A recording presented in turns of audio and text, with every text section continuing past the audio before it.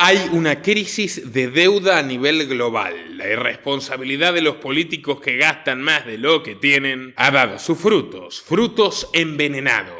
La emisión de bonos superará los niveles de 2008 y su megacrisis. El sector inmobiliario comercial de Nueva York se desploma a niveles de la Gran Depresión, del megacrack del 29. La Fed está concediendo más préstamos de emergencia a instituciones financieras que en la crisis de 2008. Hay más endeudamiento que en 2020 durante la pandemia. Se está pagando más interés en deuda que en la defensa internacional de Estados Unidos, es decir, en el presupuesto militar más alto del planeta. El dólar se ha devaluado un 25% en solo 4 años. La deuda en tiempos de paz, entre comillas, se aproxima a la deuda en la Segunda Guerra Mundial. Todo lo que debe Estados Unidos equivale a la cantidad de sus activos. Pagando sus deudas, la bancarrota sería absoluta y definitiva. China estuvo deshaciéndose de dólares a ritmo acelerado. Los bancos centrales incrementaron notablemente la compra de oro. ¿Qué ocurre? ¿Se están preparando para un evento traumático? Todo indica que sí. Elon Musk publicó un tuit sobre la devaluación del dólar anticipando una guerra civil en Estados Unidos. JP Morgan avisa que una nueva escalada en Oriente Medio podría tener un impacto positivo si la infraestructura petrolera estuviese en peligro. ¿Un impacto positivo? ¿Una guerra en Medio Oriente? ¿En serio? Trump comparó el actual contexto precisamente con la crisis del 30 y advirtió la posibilidad latente de una tercera guerra mundial. Pese a todo esto, la narrativa del mainstream miente descaradamente y trata de instalar que el reciente colapso de los mercados fue sorpresivo y que nadie lo veía venir.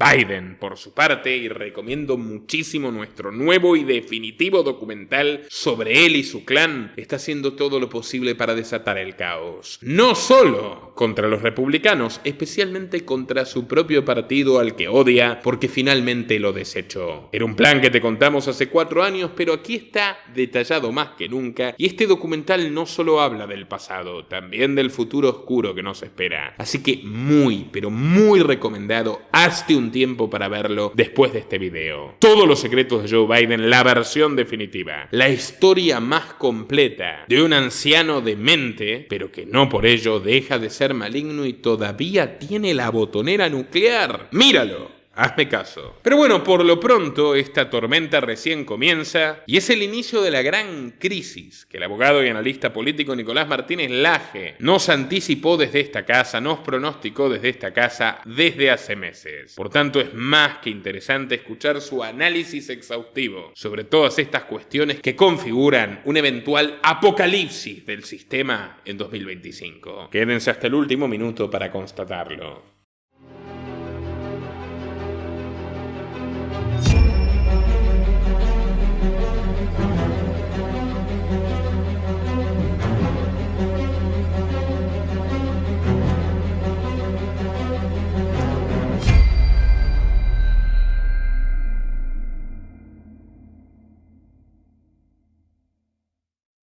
En esta ocasión vamos a hacer un análisis de lo que ocurrió hace apenas unos días con el colapso verdaderamente de los mercados. En un día histórico vamos a mostrar cómo la narrativa mainstream trata de dibujar como que fue una cosa sorpresiva que nadie la veía venir, y también te voy a contar cómo esto recién empieza. Esto recién es el comienzo para la gran crisis que venimos pronosticando, venimos analizando hace bastante tiempo en este canal. Pero arranquemos con unas polémicas declaraciones del expresidente Donald Trump en el marco de la conferencia de prensa que dio hace unos días en Mar-a-Lago. Escuchémoslo.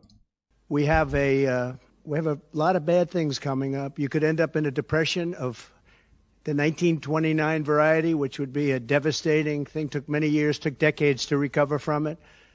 And we're very close to that, and we're very close to a world war. In my opinion, we're very close to a world war. We have people that don't know how to handle it.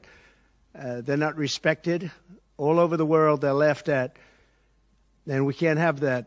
Most dangerous period of time I've ever seen for our country. Ahí lo escuchaban al candidato Trump, 2 puntos, ¿no? Comparando con el crack de los años 30, el crack de la bolsa al que hemos remitido en tantas ocasiones, y la posibilidad de una tercera guerra mundial. Un evento, ¿no? 2 eventos como los que él refiere, ¿en qué confluyen? En lo que venimos señalando.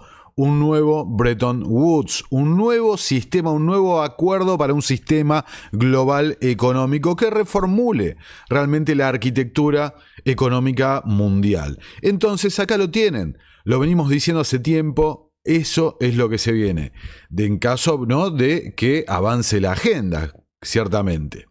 Entonces, el lunes, ¿qué pasó? Amanecimos con los mercados, en realidad la madrugada del lunes a la noche del domingo, amanecimos con los mercados todos en rojo realmente, mientras estrenaba en este canal el video que hice sobre Bitcoin, ¿no?, la idea de Trump de esta reserva estratégica de Bitcoin y demás. Bueno, me empezaron a explotar la casilla de mensajes, los comentarios en YouTube. Termina el video, Bitcoin cae 20%, se está yendo todo al demonio, como analizaste en tu video. Bueno, ciertamente, ¿qué era lo que estaba pasando? El mercado japonés estaba colapsando. Ahora, ¿qué es lo que pasaba y qué es el análisis que hicieron rudimentariamente en una capa simplística la mayoría de los medios de comunicación? Estuvieron hablando del carry trade. ¿Qué es el carry trade? Para que se entienda en muy pocas palabras, para que lo entendamos todos, ¿no? Japón hace muchísimos años que lleva adelante un experimento en política monetaria de bajar los tipos de interés a cero y a veces en forma negativa. Y ese experimento de crédito absolutamente regalado en Japón se utilizaba para pedir préstamos a un costo muy bajo en Japón, y ese dinero fresco que se sacaba se usaba para invertir en otros mercados con mayores rentabilidades. Entonces ahí estaba el carry trade, se llevaba de un lado al otro buscando mayor rentabilidad. Como señalamos hace unos cuantos videos y mostramos el clip del presidente del Banco de Japón, el Bank of Japan, el BOJ, los bancos centrales actúan en una forma coordinada. Inclusive los bancos centrales tienen su propio think tank, el Grupo de los 30. Fíjense, acá lo tenemos en pantalla, la propia página de este grupo. Los bancos centrales entonces actúan en una forma coordinada. Es muy importante para entender la dinámica de poder que transcurre delante de nuestras narices, entender esto de que nosotros, yo por el caso soy ciudadano argentino, vivo en la Argentina, mis intereses primariamente están visualizados, ¿no?, están enfocados en el mercado argentino y algunos derivados como la cotización del dólar o lo que sea. Pero hay compañías multinacionales, hay actores a nivel mundial que David Rothkopf, en su libro El Club de los Poderosos, señala eso, de que hay actores, alrededor de 1.500 personas, que tienen intereses globales, que van mucho más allá de las fronteras de los países. Entonces, juegan este juego, un juego donde se aprovecha una política monetaria de un país para ser consecuente y generar demanda sobre productos de otro país, en este caso la Reserva Federal. Fíjense, en marzo, 18 de marzo de este año, y lo mostramos en el noticiero Innominado, junto a Nicolás Moraz, donde cubrimos más la coyuntura, ¿no?, de lo que ocurre semana tras semana, lo habíamos mostrado en su momento. El Banco de Japón, en ese momento, marzo de este año, ponía fin a su experimento monetario. Un experimento monetario que se remonta a la salida de la Segunda Guerra Mundial, con la intervención, ¿no?, de los Estados Unidos, convirtiendo a Japón en una suerte de estado vasallo, digamos, del poder hegemónico. Ahora, como explica Richard Werner, el economista expulsado del Foro Económico Mundial, en su libro Príncipes del Yen, acá pueden ver la página porque se hizo un documental basado en ese libro, un documental que lo pueden encontrar en esta propia plataforma en YouTube. Werner explica, tras su experiencia durante muchos años trabajando en las entidades financieras japonesas, cómo el Banco de Japón literalmente actúa en servicio de los intereses del sistema global que lo manejan estos grupos presuntamente, ¿no?, este grupo think tanks globalistas de banqueros centrales y demás. Entonces, las políticas del Banco de Japón han servido durante décadas, realmente décadas, para generar demanda sobre bonos del Tesoro estadounidense, sobre la deuda estadounidense. Algo que durante mucho tiempo China sirvió esa función, pero a través del desacople de China vendiendo, soltando bonos del tesoro, bueno, aparece Japón para reforzar esa postura. Como explicamos en el video anterior sobre el Bitcoin, lo que esperan los expertos, lo que esperan los analistas, es que en algún momento, tarde o temprano, haya una crisis de deuda.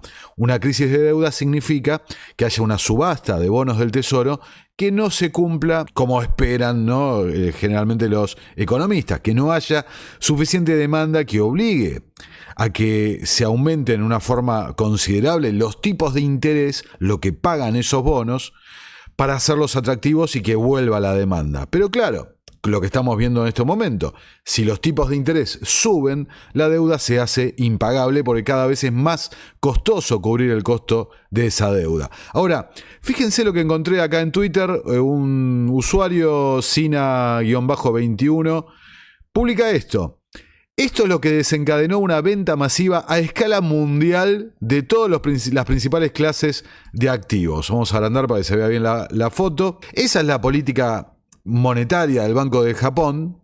Acá lo vemos desde la década del 70 en adelante, los tipos de interés que paga Japón. Ahora, fíjense, ese cambio en la política que arrancó en marzo de este año, lo que representa en el gráfico, y esa pequeñísima movida de los tipos de interés de Japón encareciendo la deuda japonesa, es decir, todos aquellos que habían tomado deuda barata de golpe se les había encarecido por este movimiento de los tipos de interés, que es lo que hace que suelten, ¿no? Salgan a vender, pues ya no les resulta rentable ese movimiento entre un mercado y otro.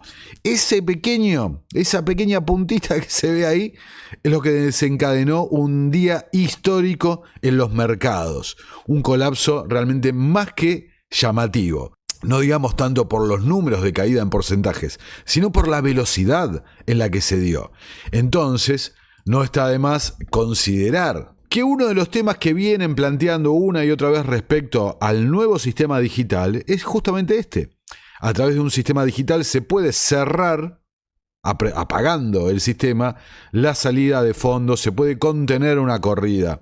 Y más que nada, imagínense una corrida mundial. Pero este video, aparte de explicarles con la claridad que siempre intento lo que pasó y lo que va a pasar, también quiero que se lleven algunos conceptos del tema de los mercados. Yo de ninguna manera soy un experto, pero tengo experiencia en los mercados. Me ha ido bien y me ha ido mal. Y acá hago una aclaración gigantesca. No le crean a la gente que recomienda activos en internet. Los influencers de los mercados que compra esto, que se va, esto, lo otro. No le crean. No le crean. ¿Por qué? Porque una persona, para recomendarte un tipo de inversión, primero tiene que saber, ¿no?, el perfil de inversor que es la persona que consulta. Si es una persona abierta al riesgo, si es una persona conservadora frente al riesgo, cuál es la parte del capital que va a poner en los mercados, cuál es la parte que va a destinar a un ahorro.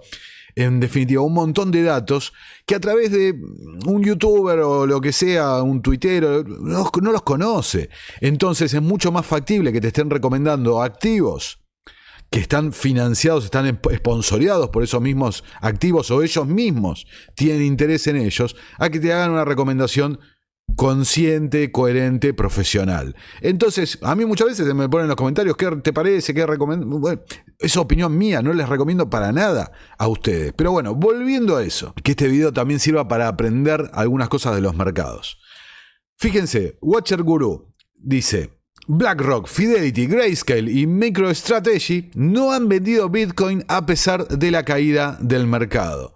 Una caída de cotización más que importante de todo el universo criptográfico, lo que muestra una vez más la correlación que hay entre las inversiones de riesgo y el mercado criptográfico, aunque no lo quieran ver y aunque muchos puristas y demás ignoren esta realidad. Estos activos están sujetos a las reglas del mercado. Y las reglas del mercado no son las que te suelen decir en los medios de comunicación. Las reglas del mercado son, algunas vamos a repasarlas en este video, pero principalmente manipulación. Lo que se dice coloquialmente manos fuertes versus las manos débiles. Las manos fuertes son las que tienen la paciencia y la espalda para bancar caídas y para influir y manipular los mercados. Entonces, todos estos monstruos, estos gigantes de las finanzas, BlackRock y compañía, no vendieron nada. Inclusive por ahí había un gráfico de que fue cero la venta institucional. Ahora, por el otro lado, las ventas de los ETF, los índices que cotizan estas empresas, sí sufrieron fuertes caídas. ¿Pero por qué? Porque son los inversores que se retiran ante el miedo, ante el pánico de la manipulación. Entonces tenemos ahí dos aspectos. Primero, y uno de los principales realmente, todos estos índices, los ETF famosos de BlackRock y compañía, fíjense, pongámonos a analizar un poco racionalmente, que increíblemente sospechosamente, los medios de comunicación no te lo cuentan esto, ¿cómo es la operativa? BlackRock lanza un fondo que sigue, ¿no? Que es una suerte de derivado, pues sigue la cotización de un activo, Bitcoin en este caso, compra, atesora para ellos mismos parte de ese activo como para una suerte de respaldo a ello. Entonces entra el cliente y compra partes de ese fondo cotizado, ¿no? Un fondo de inversión.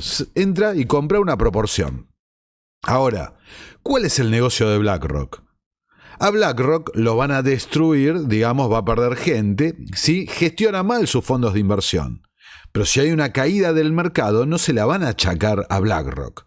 Y si el cliente minorista de BlackRock sale a vender, encima los beneficia, porque BlackRock te cobra una comisión de entrada, desconozco si te cobra una comisión de salida, pero el punto principal es que vos comprás a, no sé, 60.000 y te estás yendo a 50.000. Entonces vos le diste 60.000 y BlackRock te devuelve 50.000. La diferencia, ¿quién se la lleva? BlackRock.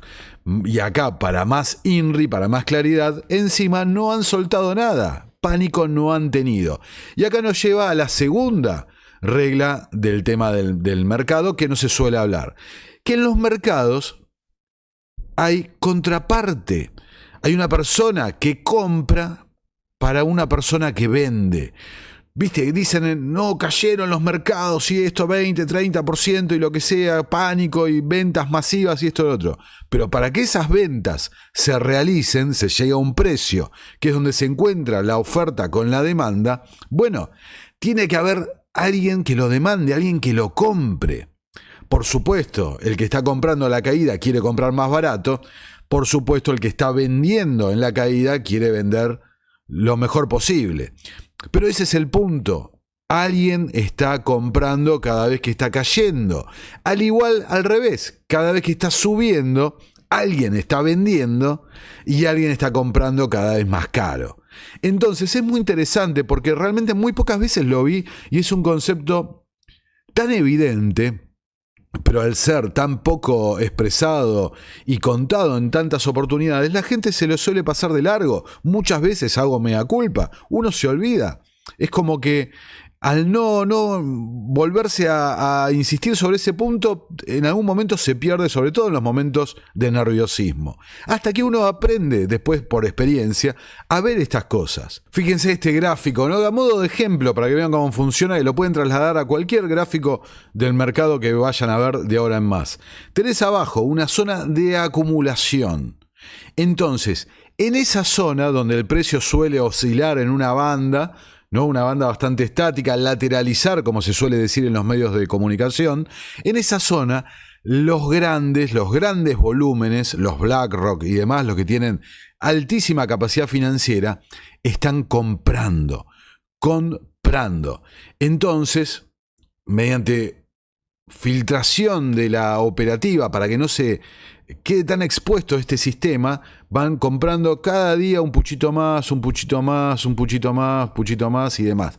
Una zona de acumulación.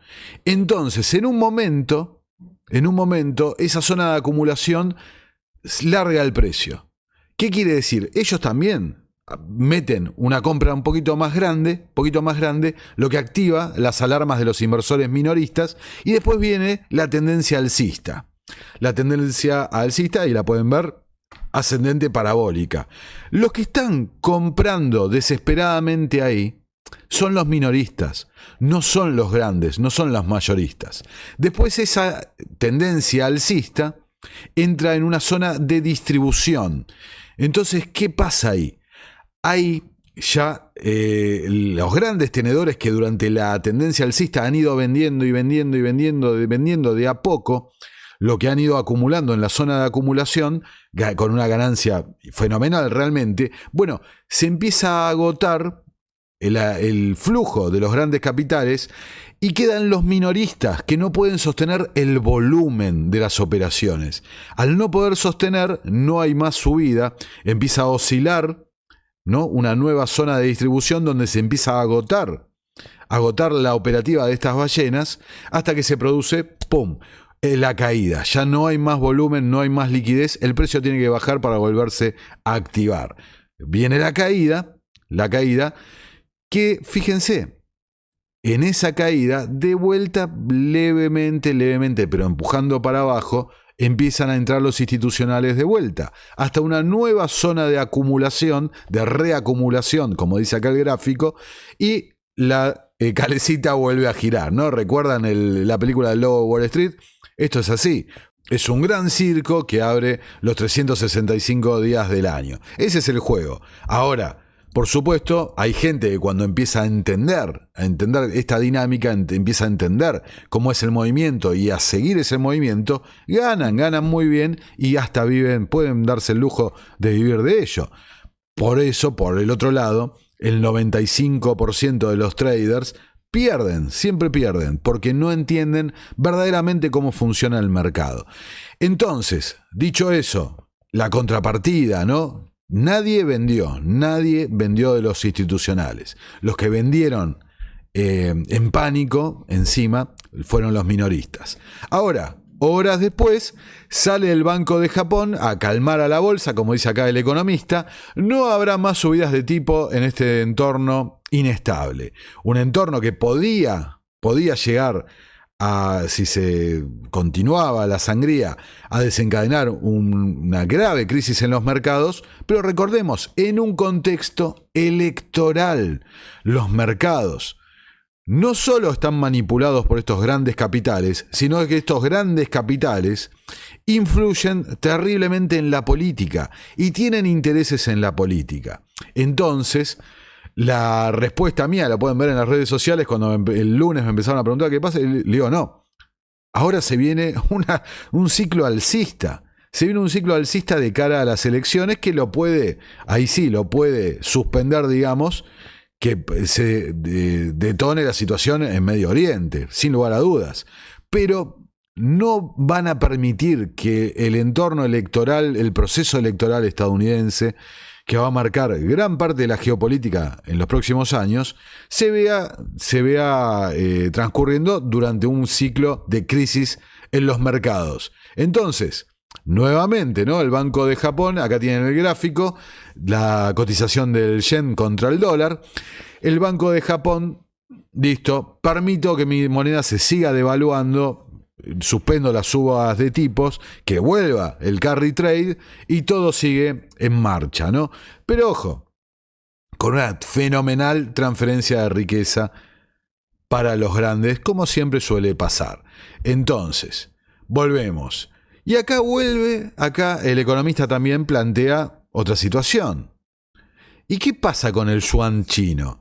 Se postula como un nuevo catalizador de una crisis en el mercado de divisas, titula este medio El Economista. El yuan chino es otra de las divisas que históricamente se ha utilizado para financiarse barato en otros mercados, como puede ser el estadounidense, donde los costes de financiación son superiores. Ahora, los analistas del Citigroup consideran que el yuan chino corre el mayor riesgo de verse presionado por el desmantelamiento de la política monetaria global. Esto, brevemente, nos responde a algunos de los interrogantes que empezamos a tirar, ¿no? Se me han anticipado la realidad, algunas perlitas que les voy tirando para próximos videos.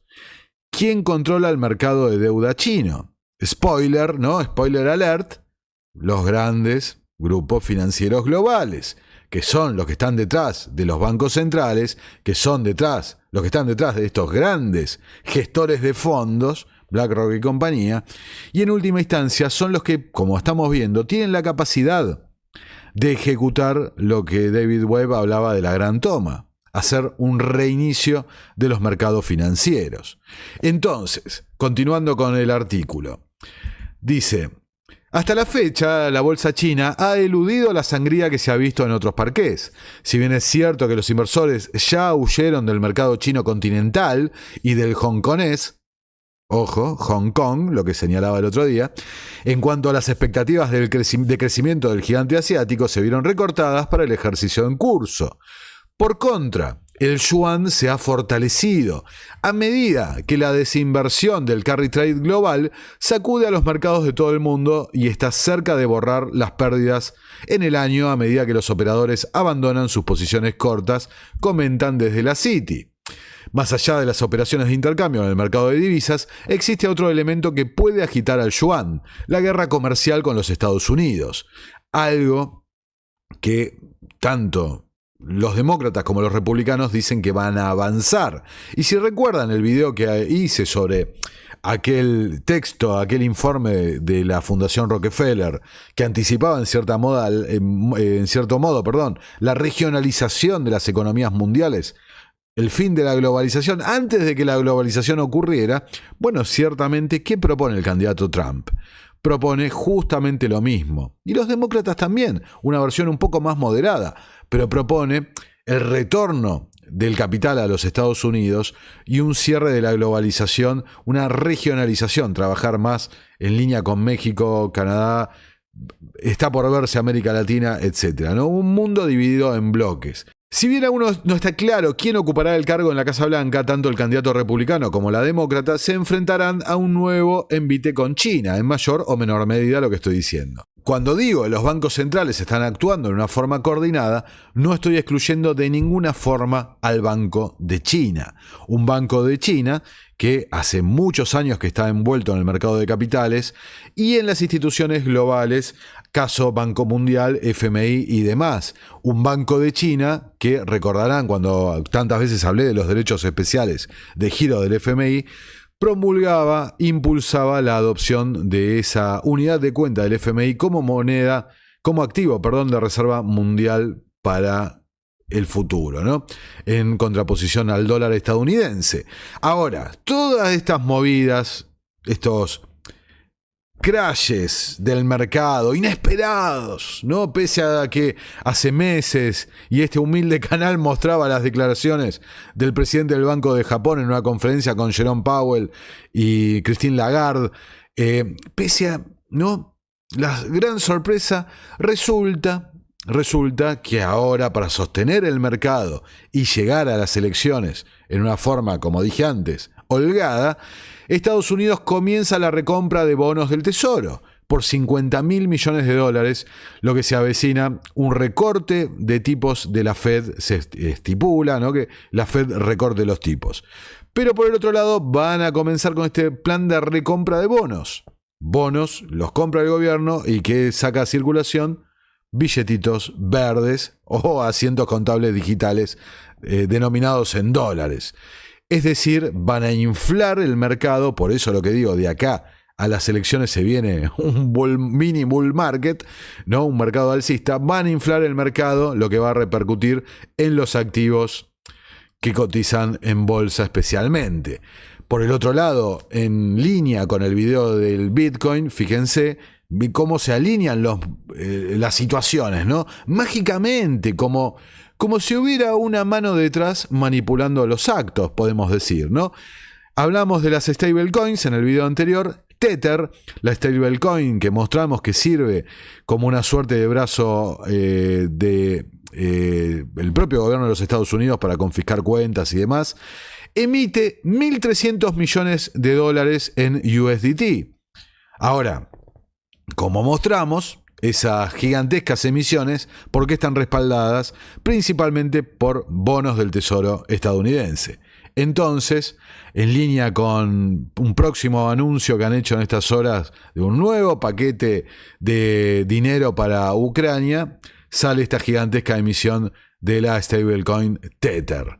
Ahora, también, fíjense, e insisto con la simultaneidad, las casualidades, ¿no?, de todos estos eventos, finalmente algo que venimos diciendo hace añares, la parodia del juicio de Ripple contra la SEC, terminó esta semana, mágicamente, el día miércoles, apenas 48 horas de el pánico en los mercados. Entonces, fíjense, ha terminado esta fantochada de juicio con una multa para esta empresa por $125 millones, que es dinero que yo seguramente, no sé ustedes del otro lado de la pantalla, yo seguramente nunca voy a ver en mi vida, pero para esta gente es estornudar y se le cayeron $125 millones. Bueno, finalmente termina la parodia de juicio y, oh casualidad, Ripple comienza con las pruebas beta de su nueva stablecoin respaldada por activos tokenizados y bonos del tesoro estadounidense.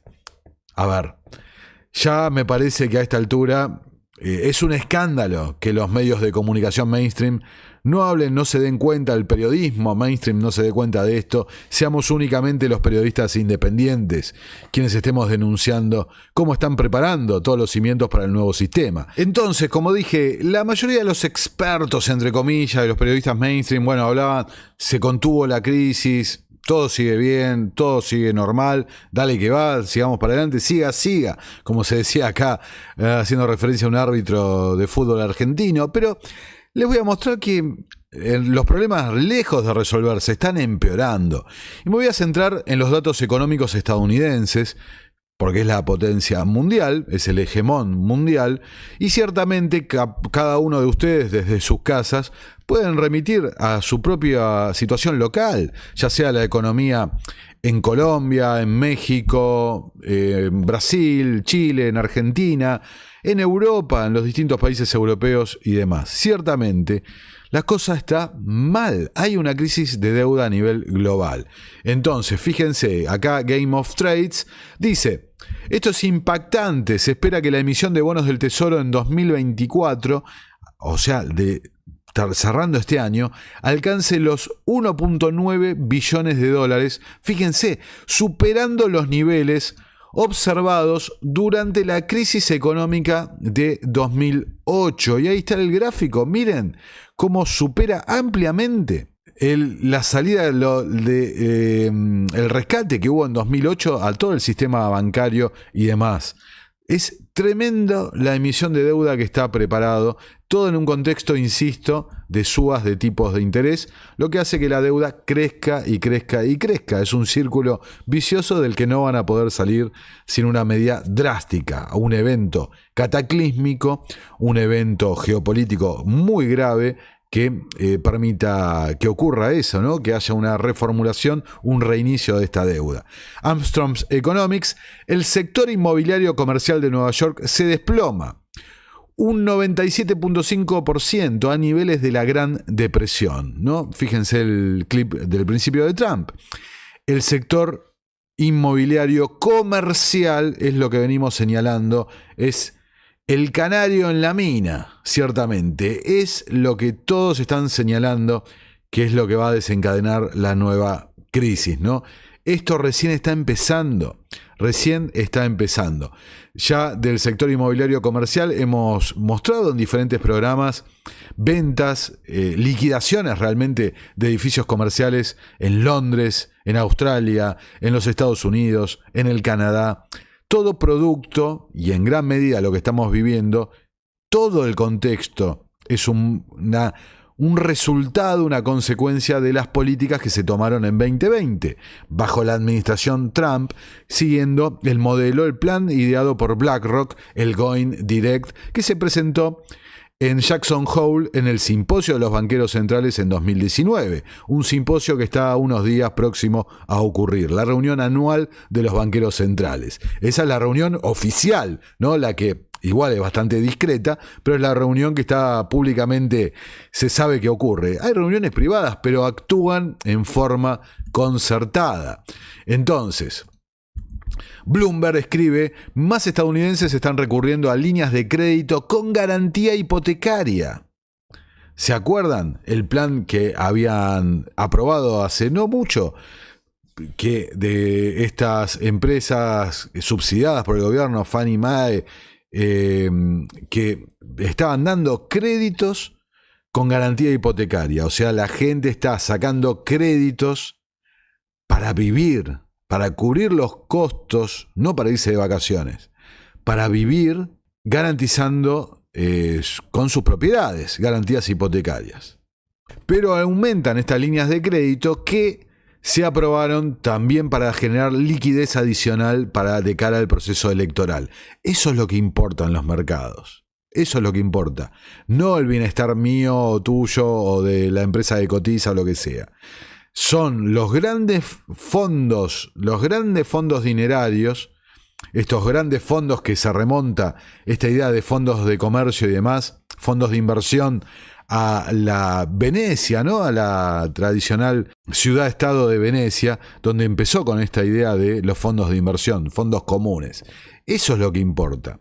La alta inflación les está costando a los estadounidenses $1.000 adicionales al mes, ¿ok? Al mes.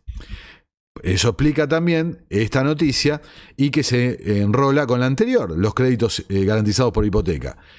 Hay una deuda récord de $1.14 billones en tarjetas de crédito, a medida que la inflación se reduce hasta que venga el chispazo de esta nueva emisión monetaria.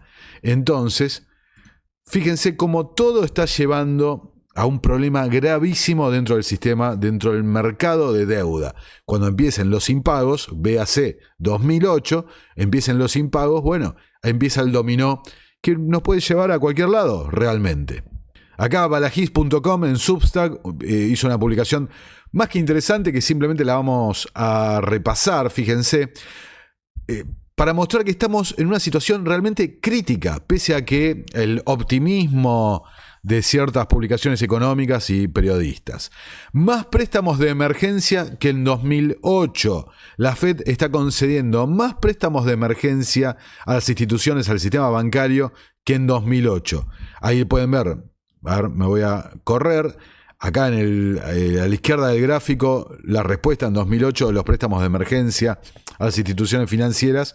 Bueno, en violeta, la situación en 2020 y posterior, el rescate de instituciones financieras, miren lo que es ahora. A ver, esto no lo dicen en ningún lado. Más endeudamiento que en 2020. Fíjense. Y en un entorno de tipos al alza y con problemas globales respecto a la demanda por esta deuda. Se está pagando más interés en deuda, el costo del servicio de la deuda, que en la defensa internacional de Estados Unidos, con todo lo que eso significa para el monumental presupuesto en defensa. Más devaluación del dólar, que tanto Trump como el Partido Demócrata proponen que siga habiendo más devaluación para el dólar estadounidense, más China soltando cada vez más bonos del tesoro de este país, más compras de oro por parte de los BRICS, pero yo lo extendería compras de oro en general de los bancos centrales. Se están preparando para algo. Más desdolarización que nunca, pero esto respecto a China principalmente, que es el principal socio comercial de la mayoría de los países, el principal exportador de productos del mundo, bueno, está cada vez haciendo más negocios en su moneda, saliendo del dólar. Menos eficiencia en las sanciones que aplica Estados Unidos a los aliados y enemigos de este país, con el ejemplo de Rusia, que ciertamente la cantidad de sanciones que le han dado no han tenido el efecto que buscaban, a menos que el efecto, como señalamos aquí, sea justamente alejar del dólar y dar la puerta para un nuevo sistema. La deuda en tiempos de paz se acerca a la deuda en la Segunda Guerra Mundial, ¿no? Fíjense, realmente increíble. Mayor endeudamiento que en tiempos de la Segunda Guerra Mundial. La deuda verdadera, que en el video anterior señalé algo, ¿no? Que no hay que contabilizar la deuda hoy, sino los compromisos que ya van a darse en no mucho tiempo. Hay realmente un aumento tremendo de los números, que pasaba a casi $600.000 por ciudadano.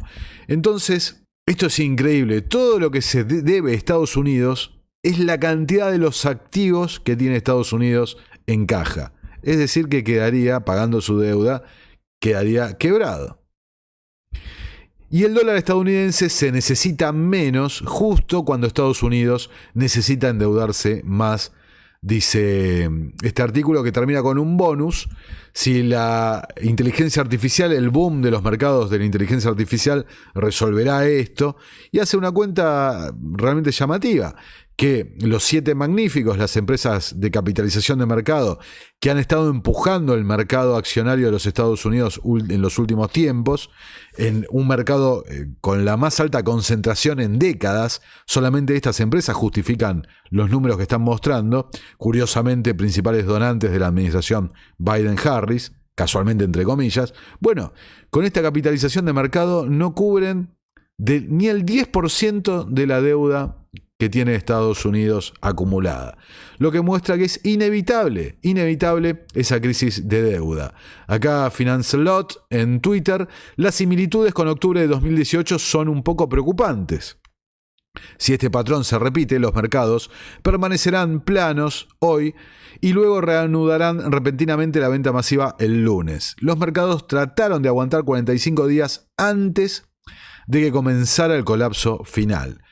Fíjense el gráfico, hubo 45 días de una lateralización a la baja para que luego viniera el crack tremendo. Y fíjense el gráfico de hoy, se ve realmente, a ver, lo voy a poner como estaba en el tweet para que vean los dos juntos. Ahí está. Se ven realmente muy similares los gráficos. Eso no quiere decir, porque la historia no se repite, especialmente en los mercados, lo que se analiza son patrones de conducta. No quiere decir que resultados de ayer garanticen resultados de mañana, ¿no? Pero fíjense, JP Morgan, ¿no?, el OG de todo este cabal financiero global, dice que el 75% de las operaciones de carry trade a nivel global se han deshecho con la caída que ocurrió el pasado lunes. Ahora, eso te deja todavía otro 25% dando vueltas, ¿no? Si es que los números de JP Morgan son correctos.